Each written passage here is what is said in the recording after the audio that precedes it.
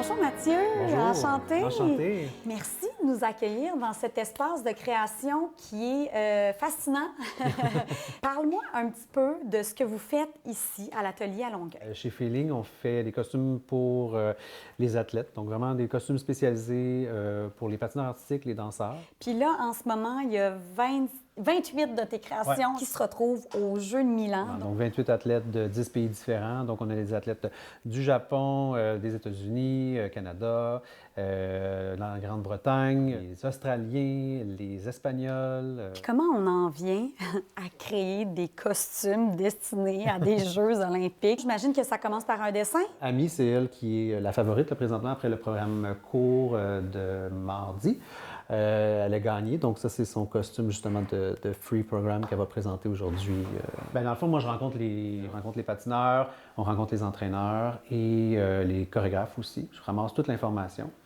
Puis je pars avec la musique, des bouts de chorégraphie aussi qui ont déjà monté. Okay. Puis après ça, vous pouvez ajouter la couleur, tout le détail, là, c'est vraiment, ça se passe ici. Là. On utilise toujours des tissus extensibles en patinage. Qui respire. Oui, léger. Léger. Ouais. C'est vraiment des critères de base là, pour les patineurs. Et on a des clientes des fois qui nous disent moi, ma robe, je veux qu'elle pèse 1,5 livres.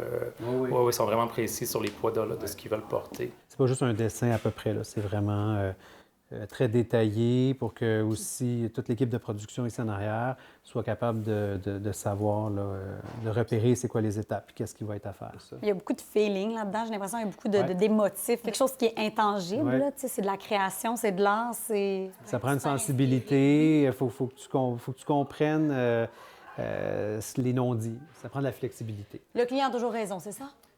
Non. Non. Non. Non, des fois, vous êtes comme ça, ça se fait pas. Oui, mais des fois, non aussi. Puis, tu sais, notre travail aussi, c'est de les conseiller, tu sais, surtout au niveau de la silhouette, de la morphologie. Puis, il y a des trucs qui ont vraiment une raison d'être dans le costume. Là, ça ici, c'est la salle d'essayage. Oui, exactement. Okay. Il manque pas de miroir, hein?